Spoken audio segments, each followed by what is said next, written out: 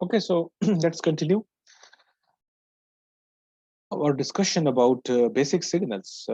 Basic signals में हम पहले exponential signal को पढ़ चुके हैं. अब let's talk about some more important basic signals that will help us later in this course. So one of the signal that is very important is unit impulse. Unit impulse. And because this signal is very closely related to another basic signal, उसको भी हम discuss करेंगे और उस signal को हम कहते हैं unit step signal. Let's talk about these two signals, unit impulse signal and unit step signals. So पहले इसको हम डिस्क्रीट टाइम में देख लेते हैं कि अगर हमारे पास डिस्क्रीट टाइम में यूनिट इम्पल्स सिग्नल हो या यूनिट स्टेप सिग्नल हो, मैथमेटिकली इसको हम कैसे रिप्रेजेंट करते हैं और फिर उसको ग्राफिकली कैसे रिप्रेजेंट करते हैं.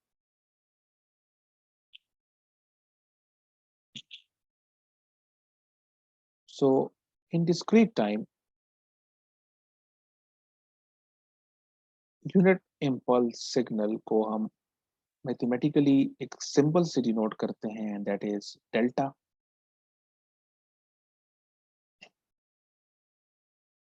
So whenever you use this symbol, that is delta, that is the symbol that we used for unit impulse signal. Now you people might have already signal को पहले भी किसी कोर्स में पढ़ चुके होंगे. तो सर पिछले क्लास में पढ़ चुके हैं जी मंडे. सर ये दूसरे सब्जेक्ट में पढ़ चुके हैं. पढ़ चुके हैं. तो चले मुझे बता दें कि क्या प्रॉपर्टी होती है यूनिट इम्पल्स सिग्नल की. सर जी t = 0 पर 1 होता है, बाकी सब जगह पर 0 होते हैं. ओके, सो अगेन आप इसको आप जी दोबारा कहें. 1 के बराबर है. क्या होगा सर जी 1 होगा फॉर t = 0 और 0 होगा एल्सवेयर, यानी दूसरी जगह. ओके, सो इसको मैं लिख रहा हूँ, जो आपने स्टेटमेंट दी है इसको हम लिख लेते हैं. What you are saying is कि डेल्टा ऑफ n जो होगा ये 0 होगा या ये इसकी वैल्यू क्या हो सकती है, 1 हो सकती है. ओके, और 0 कब होगा, जब n जो है 0 के बराबर ना हो. और ये 1 के और 1 के बराबर कब होगा, जब value 0. Again, let me repeat the instructions. This is not the first time कि आप ऑनलाइन लेक्चर ले रहे हैं. दोबारा से मैं रिपीट कर लेता हूँ कि काइंडली जब आप कोई क्वेश्चन पूछ रहे हो या किसी क्वेश्चन का आंसर दे रहे हो, तो उस वक्त तो आप माइक को अनम्यूट कर दें और उसके फौरन बाद काइंडली अपने माइक को म्यूट कर दिया करें. Okay, so this is the mathematical representation of a unit impulse signal, and it is one of the simplest signal in discrete time कि इसकी सिग्नल की वैल्यू सिर्फ नॉन जीरो है n = 0 के ऊपर, और इसके अलावा n की जो भी वैल्यू आप लेंगे इसकी वैल्यू जो है वो 0 के बराबर. इसका मतलब है कि इसको अगर मैं ग्राफिकली अगर रिप्रेजेंट करेंगे तो इस तरह रिप्रेजेंट करेंगे. You take this axis, this is n. So only signal की जो वैल्यू है वो ये है, 0 पे इसकी वैल्यू जो है 1 के बराबर है, तो यहाँ पे हम इसको इस तरह शो करेंगे 1. और n की जो भी वैल्यू हम लें पॉजिटिव साइड पे अप टू इन्फिनिटी 0 के बराबर है, और चाहे हम नेगेटिव साइड पे चले जाएं वहाँ पे भी इसकी वैल्यू 0 के बराबर. सो 1 2 3 -1 -2 -3, और यहाँ पे हम अलोंग y एक्सिस हम शो करेंगे कि ये हम डेल्टा n की बात कर रहे हैं.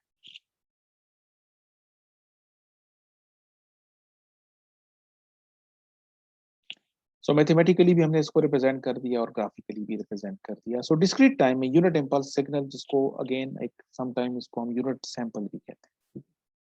डिस्क्रीट टाइम में हम इस सिग्नल को यूनिट सैंपल सिग्नल भी कहते हैं. ठीक है. नाउ ड्यूरिंग जब मैं पूछ रहा था कि यूनिट इम्पल्स सिग्नल आप पढ़ चुके हैं, तो किसी ने तो मुझे ये बताया, आई हर्ड समवन एल्स, कुछ और भी आप लोग कह रहे थे, वो क्या कह रहे थे जी? इस सिग्नल के बारे में आपने कुछ और भी बात की थी। सर इसकी प्रॉपर्टी ये थी कि इसका एरिया अंडर द करो 1 के बराबर होता है, और अगर किसी फंक्शन के साथ हम मल्टीप्लाई करें तो वही वैल्यू उन फंक्शन में होगा जहां पे ये यूनिट इम्पल्स होगा। ओके, आपने जो पहली स्टेटमेंट दी है कि इस सिग्नल के एरिया जो है 1 के बराबर, एरिया अंडर दिस सिग्नल 1 के बराबर होगा, ये जो अभी आपने स्टेटमेंट दी है, it is not correct. Do you know the reason and can anyone point out कि ये मैंने क्यों कहा है कि ना, जो कहा है कि area under this signal is 1, ये गलत स्टेटमेंट है इस सिग्नल के बारे में, व्हाई? सर वो अप्रोक्सीमेट करते हैं, वो तो सर से भी मैंने पूछा था, क्योंकि उसका मतलब जी यही था कि 0 अगर इंफिनिटी के साथ मल्टीप्लाई करे तो 1 आता है। उसने बोला था नहीं सही है ये किस कोर्स की अप्रोच, बात कर रहे हैं आप लोग? ये सर कम्युनिकेशन। जो कि अब आप इसी सेमेस्टर में पढ़ रहे हैं, ऐसी है ना?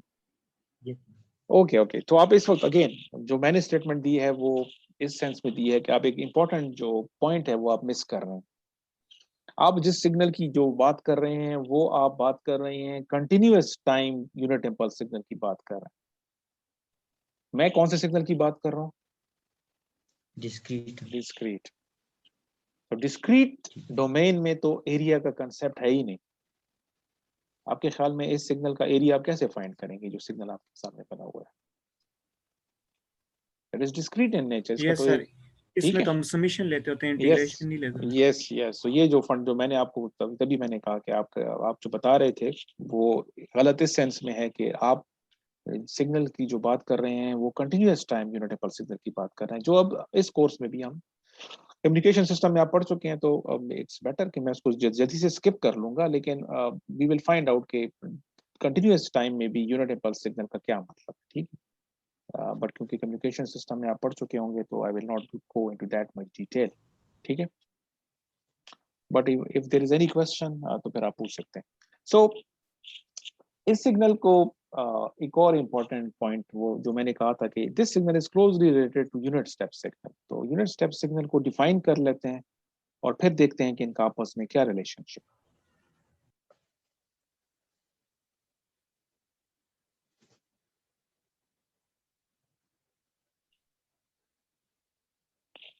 यूनिट स्टेप सिग्नल को हम डिनोट करेंगे विद द सिंबल यू, और क्योंकि डिस्क्रीट टाइम में है तो we will represent it with this notation. So unit step signal किस सिग्नल को कहते हैं जी? फिर इसकी वैल्यू 1 होगी जब n ग्रेटर देन और इक्वल टू 0 होगा, और 0 जब n लेस देन 0। यस, सो इसकी वैल्यू 0 होगी जब n की value less than 0, which means कि n जब नेगेटिव होगा तो इसकी वैल्यू 0 होगी, और इसकी वैल्यू 1 होगी n अगर 0 के बराबर हो या 0 से ज्यादा हो। इट मीन्स कि for all positive values of n इसकी वैल्यू जो है वो +1 बराबर। और ग्राफिकली इसको अगर हम रिप्रेजेंट करेंगे तो कैसे रिप्रेजेंट करेंगे? So we have u of n, so u of n को हम शो करेंगे कि इसकी वैल्यू 0 है, सो लेट्स से कि ये नेगेटिव साइड पे इसकी सारी वैल्यू 0 है, और जैसे ही हम 0 पे चले गए यहाँ से इसकी वैल्यू 1 होना चाहिए।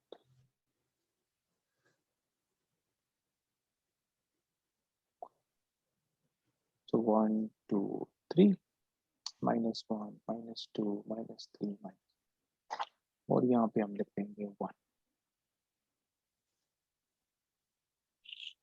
So this is how you can mathematically and graphically represent unit step signal.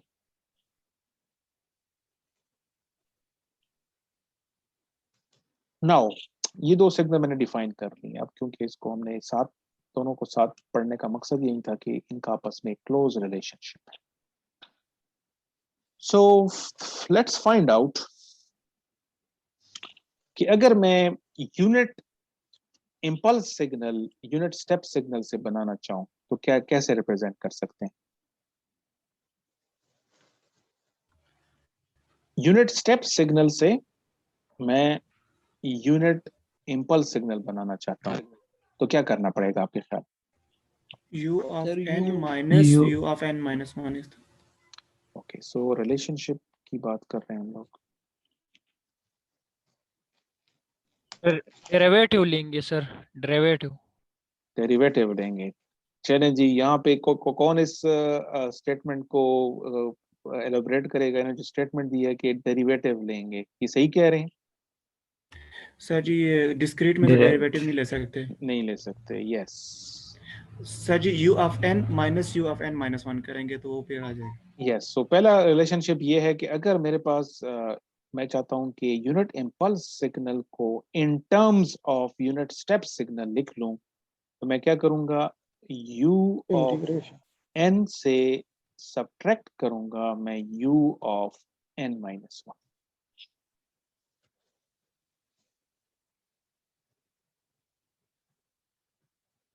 So this is how you can represent or you can write down unit impulse signal in terms of or as a function of unit step signal. और ये जो मैंने mathematical process किया है, इसको आप कहते हैं फर्स्ट डिफरेंस। इस मैथमेटिकल ऑपरेशन को आप क्या कहते हैं? First difference. तो आपने क्या किया?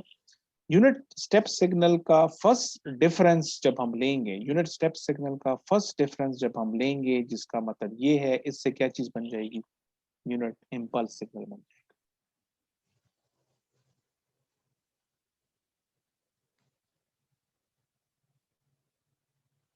तो जो लोग डेरिवेटिव का वर्ड यूज कर रहे थे, नाउ दे नो कि डेरिवेटिव नहीं, इसको हम कहते हैं डिफरेंस।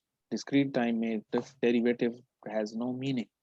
इट मींस आपको डेरिवेटिव का जो कॉरेस्पॉन्डिंग ऑपरेशन डिस्क्रीट डोमेन में करना पड़ेगा, उसको हम कहते हैं डिफरेंस। सो फर्स्ट डेरिवेटिव का कॉरेस्पॉन्डिंग ऑपरेशन क्या हो जाएगा? First difference. Okay, now this is one possible relationship, but what if I want कि मैं u of n को in terms of unit impulse signal लिखना चाहूँ, तो फिर क्या करना पड़ेगा? समेशन की फॉर्म में। यस, तो जो लोग इंटीग्रेशन का वर्ड कुछ लोग यूज कर रहे थे, बैकग्राउंड में जो आवाज आ रही थी, तो इंटीग्रेशन का ऑपरेशन आप कंटिन्यूअस टाइम में कर सकते हैं, और इसका कॉरेस्पॉन्डिंग ऑपरेशन डिस्क्रीट टाइम में क्या होगा? समेशन। सो अगर आप यूनिट इम्पल्स सिग्नल को सम करें from minus infinity up to n, so summation of, इसको हम कहते हैं, इसको इसके लिए भी मैं, ये जो मैंने मैथमेटिकल ऑपरेशन अप्लाई किया है, ये मेरे पास यूनिट इम्पल्स सिग्नल है, ठीक है। Also you need to understand कि मैं यहाँ पे m का सिंबल यूज कर रहा हूँ, बट m जो है वो एक इंटीजर है, क्योंकि डिस्क्रीट डोमेन की हम बात कर रहे हैं। मैंने इसको m की फॉर्म में लिखा हुआ है, वेरिएबल मैंने m कर दिया है, सच दैट m की लोअर लिमिट माइनस इंफिनिटी है और अपर लिमिट जो है वो n, जो कि इसको कॉरेस्पॉन्ड कर, इसको m को आप डमी वेरिएबल भी कह सकते हैं। ये जो मैंने ऑपरेशन अप्लाई किया है, इसको हम कहते हैं running sum.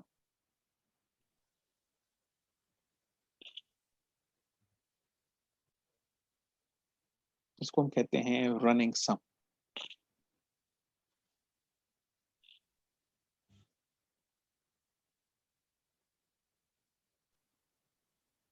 So if you take the first difference of unit step signal, you will get unit impulse signal. If you take the running sum of unit impulse signal, you will get unit step signal.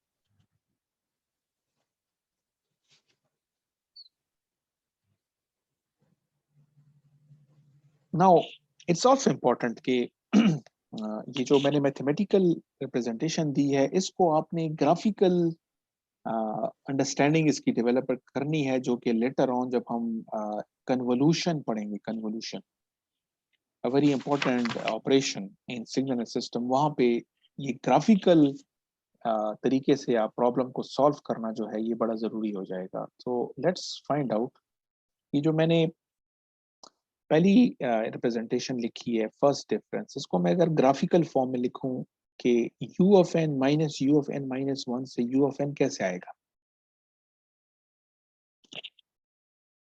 सो मैं पहले u of n बनाता हूं आपके सामने।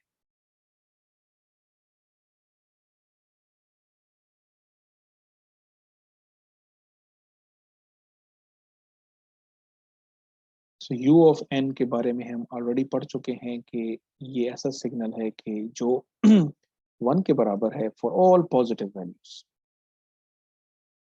और negative time के लिए इसकी वैल्यू 0 के बराबर है।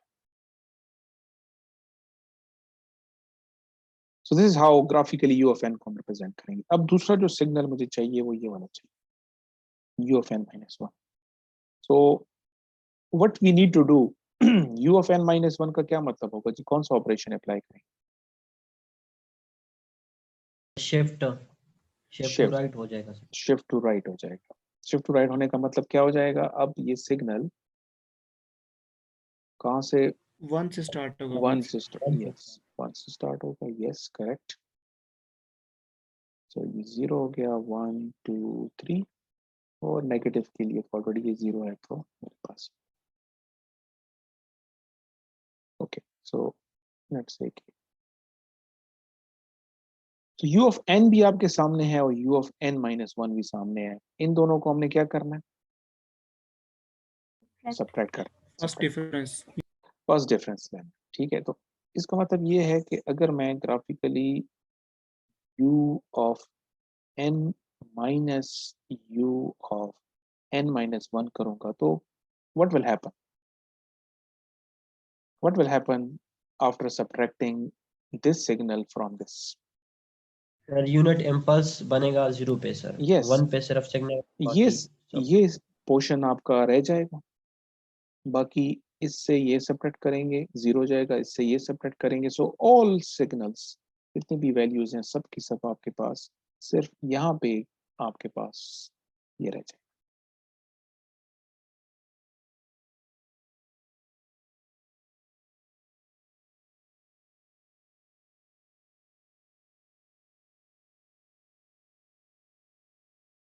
सो इस वक्त आपके सामने जो ग्राफिकली एक सिग्नल नजर आ रहा है, ये किस किस्म का सिग्नल है? इस सिग्नल को हमने क्या नाम दिया हुआ है? Unit impulse. Unit impulse. So this is delta of n. इसका मतलब है कि इस ऑपरेशन से जो सिग्नल हमारे पास आ गया वो डेल्टा ऑफ एन आएगा। That's the reason कि मैंने ये इक्वेशन लिखी थी कि u of n minus u of n minus 1, which means by taking the first difference of unit step signal you get unit impulse signal. Now let's look at the graphical representation or interpretation of the second equation जो मैंने लिखी हुई है। इसको हम graphically किस तरह interpret करेंगे? We are saying कि अगर हम unit impulse signal का running sum लेंगे तो उससे resultant जो signal बनेगा वो u of n बनना चाहिए। और u of n के बारे में हमें पता है कि u of n जो है किस किस्म का सिग्नल है, which look like this, और मैथमेटिकली इस तरह का सिग्नल। सो इसको मैं ग्राफिकली रिप्रेजेंटेशन देने के लिए मैं यूनिट इम्पल्स सिग्नल को प्लॉट करूंगा इन टर्म्स ऑफ m। यहाँ पे इंपॉर्टेंट जो कॉन्सेप्ट है वो ये है कि डेल्टा ऑफ n नहीं है बल्कि डेल्टा ऑफ m मैंने प्लॉट करना है। तो नाउ सर ये m 0 से स्टार्ट नहीं होगा समेशन में? ये भी चेक कर लेते हैं, अगर कोई मिस्टेक हुई होगी तो आपके सामने आ जाएगी। ठीक है, इस वक्त मैं अज्यूम कर रहा हूँ कि जो मैंने लिखा हुआ है ये सही लिखा हुआ है। ठीक है, let's find it out. So delta of m को मैं अगर प्लॉट करूंगा, सो डेल्टा ऑफ m के बारे में हमें पता है कि यूनिट इम्पल्स सिग्नल है जो कि m की वैल्यू जब 0 होगी उसकी वैल्यू 1 होगी, अदरवाइज ये सिग्नल 0 के बराबर।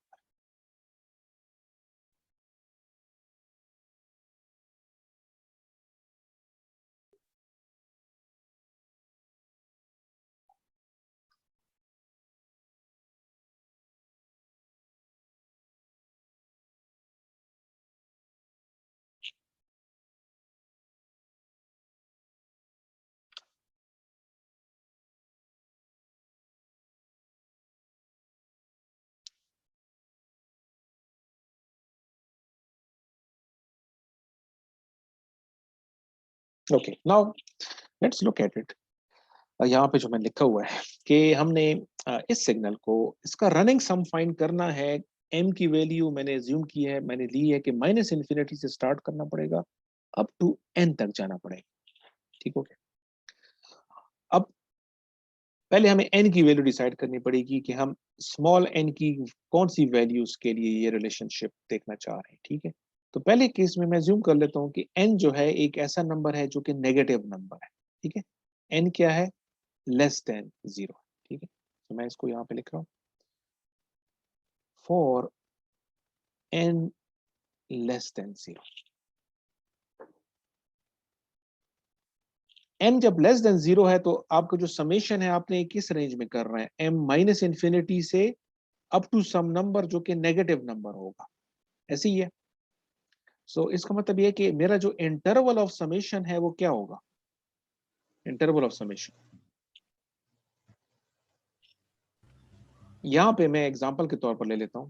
लेट्स अज्यूम कि n की जो वैल्यू है वो यहाँ पे कहीं है। ठीक है, मैं यहाँ पे इसको थोड़ा सा इरेज कर लेता हूँ। So just to give you an idea कि लेट्स अज्यूम कि n यहाँ पे कहीं होगा, क्योंकि n क्या है? लेस देन 0 है ना। इसका मतलब है कि इस 0 से इस जगह पे कहीं भी हो सकता है। मैंने जस्ट एग्जांपल के तौर पर अज्यूम कर लिया कि ये, इसका मतलब है कि मैं समेशन कहाँ से कर रहा हूँ? मैं समेशन कर रहा हूँ माइनस इन्फिनिटी से n तक। तो मेरे पास इंटरवल ऑफ समेशन क्या हो जाएगा? मैं यहाँ से कहीं से स्टार्ट लूंगा और कहाँ तक मैंने इसको सम करना है? यहाँ तक करना है। तो मैं इसको कहूंगा कि ये मेरा इंटरवल ऑफ समेशन है।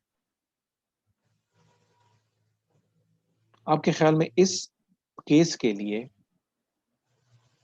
आंसर क्या आएगा? क्या आंसर 0 आएगा? यस, 0 0 आ गया। तो मैंने रिजल्ट क्या आ गया कि जब मैंने इस सिग्नल का सम लिया, ठीक है, इससे आंसर क्या आ गया? 0 आ गया। जिसका मतलब क्या हुआ? ये u ऑफ n है, क्योंकि हमारे पास इक्वेशन ये है। ठीक है, u of n equal to summation of this. So u of n की वैल्यू क्या आ गई? 0 आ गई। कौन से केस के लिए? जब n क्या है? Less than 0। एस, ठीक है। अब आप चेक कर लें कि क्योंकि n की वैल्यू मैंने स्पेसिफाई नहीं की, n की वैल्यू मैंने सिर्फ ये कहा है कि ये लेस देन 0 होगी। तो लेस देन 0 का मतलब है कि ये -1 भी हो सकता है, -2 भी हो सकता है, -3। तो मैंने इसको जनरलाइज कर लिया है कि अगर n लेस देन 0 है, for all this cases u of n जो कि इसके समेशन के बराबर है, ये 0 के बराबर है। ठीक हो गया। अब हम दूसरा केस ले लेते हैं। ये तो मैंने n को नेगेटिव लिया, अगर n इक्वल टू या ग्रेटर देन 0 होगा तो फिर क्या होगा? सो नाउ सेकंड केस देख लेते हैं।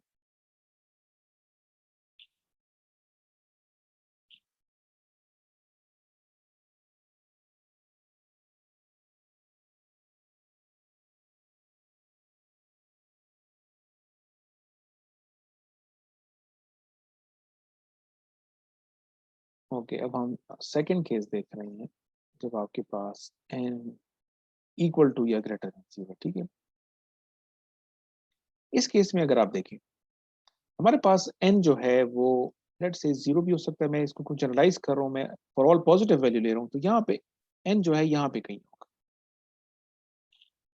अब मेरे पास इंटरवल ऑफ समेशन क्या होगा? इंटरवल ऑफ समेशन हम माइनस इन्फिनिटी से हमने स्टार्ट लिया होगा और कहाँ तक होगा?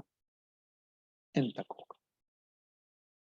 सो नाउ ये जो मैथमेटिकली मैंने लिखा हुआ है, जब हम इस सिग्नल को सम करेंगे माइनस से लेकर n तक, लेकिन अब n क्या है? n जो है एक पॉजिटिव नंबर है। सो इंटरवल ऑफ समेशन क्या हो जाएगा? इंटरवल ऑफ समेशन हो जाएगा, यहाँ से माइनस इन्फिनिटी से हमने स्टार्ट लिया हुआ है अप टू n तक। तो इसको जब आप सम करेंगे तो क्या आंसर आएगा? 1 आएगा। 1 आएगा। माइनस इन्फिनिटी टू n से आंसर आएगा 1, और ये आपके पास है u of n। So now you have looked at the graphical interpretation कि ये जो यूनिट इम्पल्स का जब हम रनिंग सम लेंगे, इसके दो पॉसिबिलिटीज हैं। दो पॉसिबिलिटीज क्या हैं? For n less than 0 signal की वैल्यू 0 होगी, फॉर n ग्रेटर देन 0 इसकी वैल्यू 1 होगी। और अगर आप चेक कर लें, यूनिट स्टेप सिग्नल की यही प्रॉपर्टी है कि जब n लेस देन 0 होता है इसकी वैल्यू 0 होती है, जब n ग्रेटर देन या इक्वल टू 0 होता है इसकी वैल्यू 1 होती है। दैट इज द रीजन इस रनिंग सम से जो सिग्नल आएगा वो u ऑफ n ही होगा। तो मैंने आपको मैथमेटिकल जो रिलेशनशिप है उसको मैंने ग्राफिकली भी आपके सामने शो कर दिया है कि ग्राफिकल इसको आप इस तरह इंटरप्रेट कर सकते हैं। सर जरा रिपीट करें सर। किस चीज को? सर ये n लेस देन 0 के लिए सर ये 0 किस तरह? आपने सम करना है, ठीक है, और सम आपने कहाँ से करना है? माइनस इन्फिनिटी से लेकर n की रेंज में आपने सिग्नल को सम करना है। इस रेंज में सिग्नल की वैल्यू क्या है? इस रेंज में जीरो आप होती 0 है है सर। 0। Unit step. यस तो, सर। तो आपके पास माइनस इन्फिनिटी से n आप सम कर रहे हैं, दरमियान में कुछ है ही नहीं, तो सम हमेशा क्या आएगा? 0 ही आएगा। सर लेकिन n इज इक्वल टू 0 पर 1 है और n इज इक्वल टू बाकी प्लस पे भी 0 है, तो उसके लिए हम क्यों 1 ले रहे हैं सर? किसके लिए? कौन से? वो दोबारा रिपीट करें। n ग्रेटर पर than n 0। Greater than 0 sir. Yes yes. अब n 1 जो प्लस है, 0 तो क्या होता है? इसके लिए हम क्यों 1 ले रहे हैं? हम 1 नहीं ले रहे, हमारे पास सामने रिजल्ट ही हुआ, हम अपनी मर्जी से नहीं ले रहे ना। अब आप चेक करें, जो पहले मैंने कहा, अब आप क्या कर रहे हैं? माइनस इन्फिनिटी से लेकर इस n तक की वैल्यू में आपने सिग्नल को सम करना है। इस रेंज में सिग्नल की वैल्यू क्या है? आपके ख्याल में सिग्नल की वैल्यू कितनी होगी? इसके आपके सामने ग्राफिकली सिग्नल आपको नजर आ रहा है। आप जब ऐड करेंगे तो फाइनल रिजल्ट क्या होगा इस समेशन का? ओके सर 1 आएगा 1 ही आएगा। सर। ठीक, चाहे आप n को 0 ले लें, चाहे आप n को 1 ले लें, n इक्वल टू 2 ले लें, for every value of n which is positive और 0, आपके पास समेशन से आंसर क्या आएगा? 1 आएगा। 1 आएगा। क्लियर हो गया जी अभी? Yes sir. Okay. Now, sometimes we also represent this relationship in a different manner. वो भी हम देख लेते हैं कि ये जो relationship आपने लिखी हुई है यहाँ पे, in terms of m लिखी हुई है, sometime इसको हम एक और फॉर्म में भी लिखते हैं, उसको भी हम देख लेते हैं। So let's introduce another variable, इसको हम इस वक्त k से replace कर लेते हैं। Let's say कि हम एक variable introduce कर रहा हूँ मैं k, such that k जो है वो अब n माइनस m के बराबर है। ठीक है, तो यहाँ पे जो m आपको नजर आ रहा था, यहाँ पे इस m को अब मैं इन टर्म्स ऑफ k लिखना चाह रहा हूँ, सच दैट कि k का m के साथ क्या रिलेशनशिप है कि k is equal to small n minus m। It means कि m जो है वो n माइनस k के बराबर हो जाएगा। सो जो मैंने रिलेशनशिप लिखी थी, डेल्टा ऑफ m लिखी थी, अब m की जगह मैं क्या लिखूंगा? n माइनस k लिख दूंगा। लेकिन जो मैंने क्योंकि वेरिएबल चेंज कर दिया है, पहली रिप्रेजेंटेशन में मैं, मेरा जो वेरिएबल था m था, तो एज अ रिजल्ट लिमिट्स भी मैंने इन टर्म्स ऑफ m लिखी थी। अब क्योंकि मैंने वेरिएबल चेंज कर दिया है, m की जगह मैंने k इंट्रोड्यूस कर लिया है, तो एज अ रिजल्ट समेशन अपर और लोअर लिमिट को भी मुझे इन टर्म्स ऑफ k लिखना पड़ेगा। Now the question is, using this relationship, आपके ख्याल में लोअर लिमिट क्या होगी और अपर लिमिट क्या होगी? 0 होगी सर। लोअर लिमिट 0 होगी, यस। और अपर लिमिट क्या होगी? infinity, positive. Positive infinity. So this is another way of writing a relationship. ठीक है, so sometimes हम इस representation को भी use करेंगे and most of the time हम इस relationship को फिर use करते हैं। ठीक है, so relationship again वही, मतलब अभी भी वही है कि आपने unit impulse signal का running sum लिया हुआ है। What has happened is कि हमने इसको एक different mathematical form में लिख दिया है। अब यहाँ पे n माइनस के आ गया, लेकिन इससे भी वही रिजल्ट आएगा। ठीक है, इसको भी आप ग्राफिकली भी इंटरप्रेट कर सकते हैं and you will still get the same answer जो कि पहले केस में था, ठीक है। So what you will find is कि इसका रिजल्ट क्या होगा,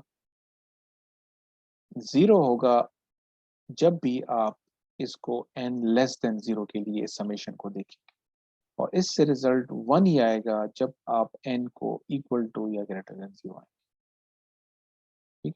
सो ये जो राइट साइड पे आपके पास समेशन है, इसके दो पॉसिबल आंसर हैं, 0 जिस कंडीशन के लिए और 1 इस कंडीशन के लिए। और क्योंकि इस समेशन से जो रिजल्ट आ रहा है वो बिल्कुल यूनिट स्टेप की प्रॉपर्टी है, तो इट मींस कि इस समेशन से जो सिग्नल आएगा उसको मैंने यू ऑफ एन कह दिया।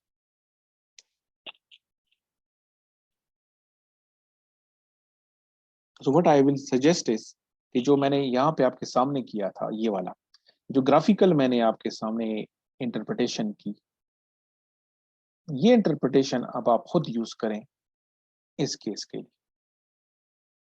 इसमें एक इंपॉर्टेंट चीज जो मैं आपको बता देता हूं, फिर आप खुद कर लेंगे, कि इस केस में जब आप सिग्नल को ग्राफिकली प्लॉट करेंगे, आपका वेरिएबल जो है वो कौन सा है, के है। जब आप इसको ग्राफिकली प्लॉट करेंगे फॉर ग्राफिकल इंटरप्रिटेशन, सबसे पहले आप कौन सा सिग्नल प्लॉट करेंगे, वेरिएबल अलोंग एक्स एक्सिस क्या होगा, के होगा, ठीक है। तो अब डेल्टा ऑफ n माइनस के को मैं कैसे प्लॉट करूंगा, ये मैं बता देता हूँ, जाके फिर आप खुद करेंगे। अब मेरे पास इस सिग्नल को मैंने ग्राफिकली प्लॉट करना है, जिसमें k मेरा वेरिएबल है और n जो है वो कांस्टेंट होगा, ठीक है। इट डिपेंड्स कि मैं u ऑफ n की कौन से टाइम पे इसकी वैल्यू फाइंड करना चाहता हूँ, ठीक है। तो पहले मुझे डेल्टा ऑफ k को प्लॉट करना होगा, ठीक है। What you will do is कि पहले आप डेल्टा ऑफ k को प्लॉट करें, ठीक है। So what is the property of delta of k? This is the signal जो कि यूनिट इम्पल्स सिग्नल है, जो कि सिर्फ और सिर्फ 0 पर 1 होगा। 0 पे 1 Yes, होगा। ये आपके पास मैंने बना दिया जी डेल्टा ऑफ k।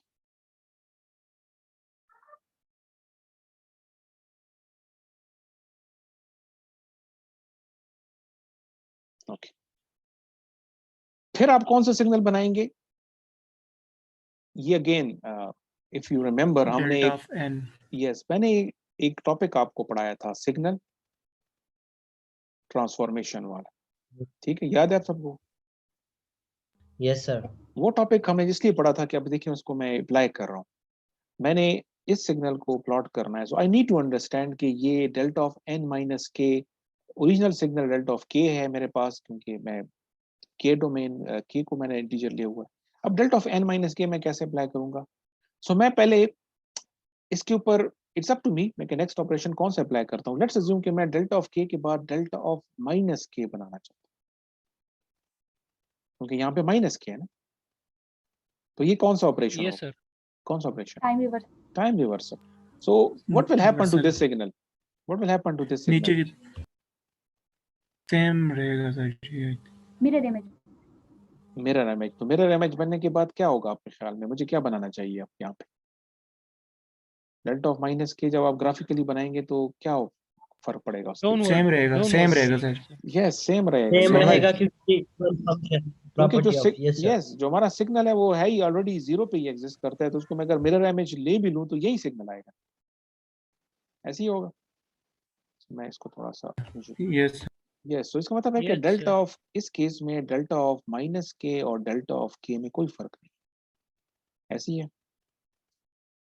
ओके, ये मैंने कर लिया। अब नेक्स्ट स्टेज में मैं क्या बनाऊंगा, कौन सा सिग्नल बनाऊंगा, डेल्टा ऑफ n माइनस के। अब ये डिपेंड करेगा कि ये जो n है, या ये पॉजिटिव में ले रहा हूं या मैं इसको नेगेटिव ले रहा हूं। आपके ख्याल में ये कौन सा ऑपरेशन, आप जब आप इस सिग्नल से ये बनाएंगे तो कौन सा ऑपरेशन अप्लाई करेंगे, शिफ्ट वाला sir ji. Yes this is time shift operation, and you already know कि टाइम शिफ्ट का दो पॉसिबिलिटीज हो सकती है, हमारा सिग्नल लेफ्ट पे भी शिफ्ट हो सकता है, हमारा सिग्नल राइट पे भी शिफ्ट हो सकता है, ऐसे ही है।